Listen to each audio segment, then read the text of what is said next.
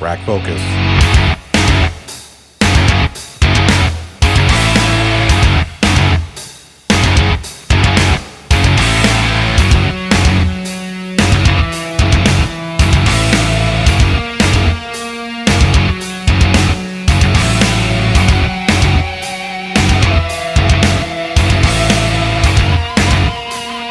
Hey everybody, Johnny O from the Plot Hole, and it's time for Unpopular Opinions, episode 25. Let's get right into it. Unpopular opinion number 1. Dr. Pepper is not a good soda. That's right, I called it a soda. A Coke is a Coke, not a general or generic term for soda. Most people above the Mason-Dixon line right now have no idea what I'm talking about, so let's move on. Go have a Coke, Texans. Dr. Pepper and his 23 flavors taste like fizzy prune juice. And who wants to drink prune juice? I mean, outside of old people and cheese eaters.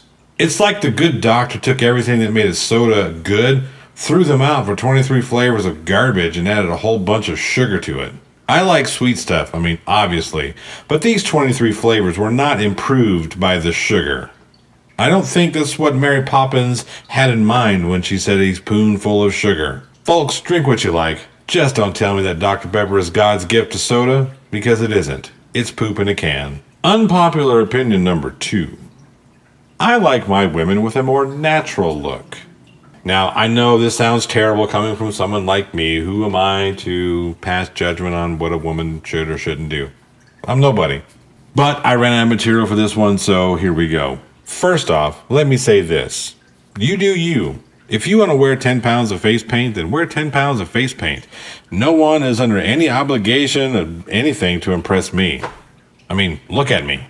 That being said, I prefer women who don't have to take a running face plant into the Revlon counter just to look attractive. If I go to bed with a woman at night, yes, that's rare, and she wakes up looking like an escapee from a wax museum that was caught fire, I don't want that. That ain't good. I can hear the social justice warriors now. Look at you, you half a Sasquatch. Well, at least I don't hide the fact that I'm half a Sasquatch. When you go to bed with me, you're going to bed with half a Sasquatch. And when you wake up, I'm still going to be half a Sasquatch. With someone like you, I get a 10 at night and half a 10 in the morning. Unpopular opinion number 3. All of you kids take technology for granted, and you're a bit spoiled by it too. When I was younger, we didn't have the same types of comforts that today's kids have. Technology just wasn't there. And if we did have it, it didn't work anywhere near as good. Growing up, my father used to tell everybody that he had 3 dishwashers. Now, everybody who didn't, put 2 and 2 together thought that he was the richest man in the world. Of course, what my father really meant was that my brothers and I were the dishwashers. Hell, even when he finally got himself into a place that had a dishwasher, if we even looked at that dishwasher, we got a 4-hour lecture. I didn't have a cell phone until I was in college. And that cell phone was better for breaking windows than it was for making calls. Text messaging? Forget about it. Took 45 minutes to send a simple hello. Google Maps? We had the foldable kind. And if you drove for a living and just happened to be lucky enough, you had a Mapsco that had pages and pages of different maps in it. You kids complaining about your iPhones and your iPads and your iPods can shove them all up your eye. All of you kids need to get out and live in the wilderness for a weekend. Go camping. Turn off all the cell phones. Turn off the electronics. Go live without electricity, without running water. Live off the land. Learn how to forage for your own food. Boil your own water. All the stuff. Get your hands dirty. You might find that you enjoy that time untethered and without your tweets. Finally, if you don't like the way that Wall Street plays the game, then don't play. Over this past week, Redditors have taken Wall Street by storm. Subreddit group Wall Street Bets saw what Melvin Capital was attempting to do with GameStop stocks by short selling. In a nutshell, short selling is when somebody sees a company and they're betting on that company's stock to lose money. So let's say, for instance, we pick up a short sale of GameStop stock at $20 a share. We're thinking that it's going to lose, get as low as $3 a share. We make $17 per share on that. However, Wall Street Bets try to enact a squeeze. And basically what a squeeze is when somebody comes in, sees a short sale going on, buys up a whole bunch of stock, inflating that stock price. Now, people who are on the short sale side, when they do eventually have to get rid of or dump their stock, they're going to be responsible for the back end, for all that extra money that stock made. So anything over $20 a share, that's what you're going to owe. That's what happened to Melvin Capital. In a nutshell, short selling is when someone is betting on a company's stock to fall. Now, some people allege that a short sale is really when billionaires get together and force a company's stock to fall, thus putting them out of business. I'm not a financial expert. Make sure you consult your financial experts for any kind of financial advice. I must preface that there's nothing coming out of my mouth right now that is considered or should be considered financial advice. I'm not giving you any. I'm not an expert. Don't take my word for it. I'm just some talking head.